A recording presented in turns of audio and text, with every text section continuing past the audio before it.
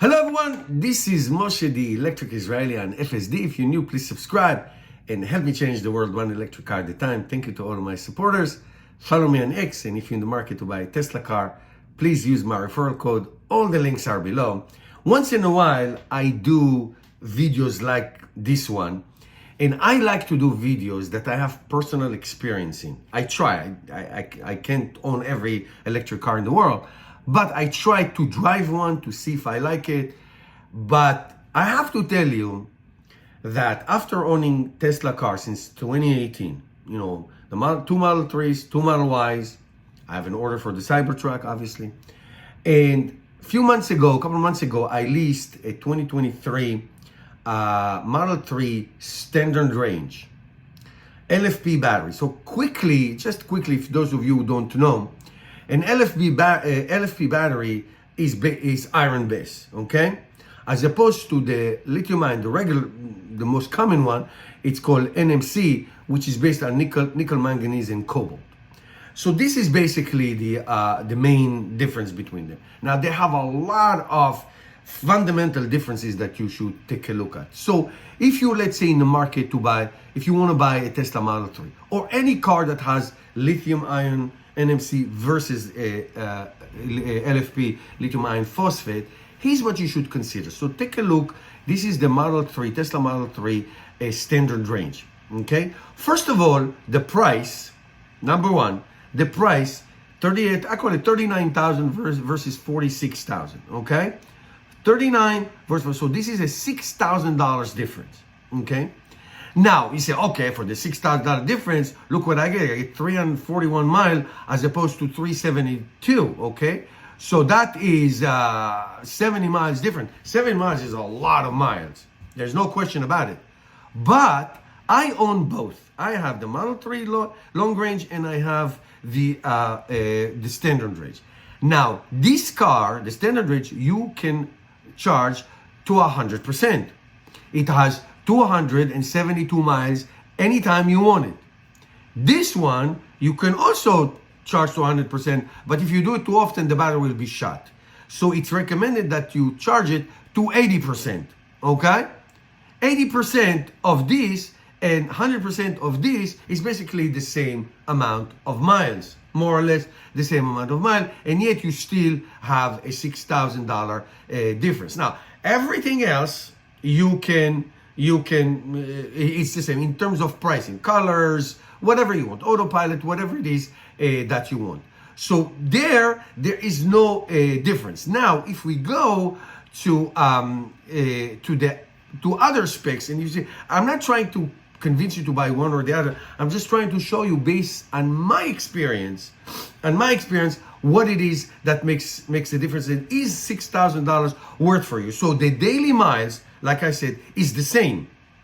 The charging, I'm going to go show you that the charging on its face looks so much more in favor of the Model 3 long range, because it will take 250 kilowatt in charging, as opposed to 170 kilowatt in charging for the standard range, okay? Well, I drove the Model 3 to my annual trip to Florida a couple times, and I drove the Model Y to that same trip, and this year I drove the standard range to Florida, okay? And I can tell you that the amount of stops were the same. I know exactly where I stopped, for how long. So it was about 7 supercharging stops. And the time I need for myself to get ready, to have lunch, go to the bathroom, whatever, did not add any more times. Because if you do supercharge your cars, you know that the first 3 minutes is when you get the biggest boost of charging, and then it trickles down. So really, there's not too much difference. Now, I can tell you that in slow charging, the long range will charge faster, slower, if it makes sense what I just said. But you charge it overnight, it doesn't really matter. It does not really matter. All right? The safety features, the design, the cargo space, the autopilot, anything that you want, you're going to get. So here it is. The cargo, everything here is the same, whether it's the long range or the rear wheel range. It does not matter, okay? It really does not matter. The weight, everything, the wheels, the seating, everything is exactly the same. So, like I said, the charging, see, 250 max is the charging. If you go to the rear wheel, it is only 170. Now, I have to tell you this, and this is only if you decide to own. There are two things that very important if you decide to own the car.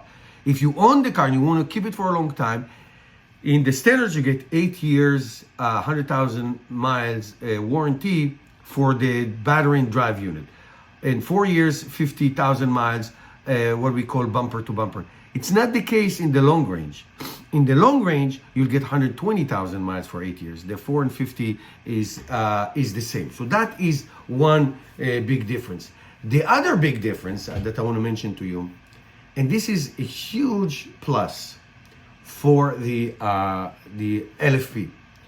You can have 3,000 cycles of charging as opposed to 1,000. In other words, the LFP will last much longer, the battery.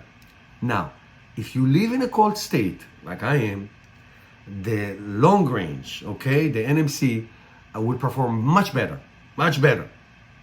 But, you know, you have to consider the 2-3 months of winter as opposed to the rest of the year, spring, summer, fall.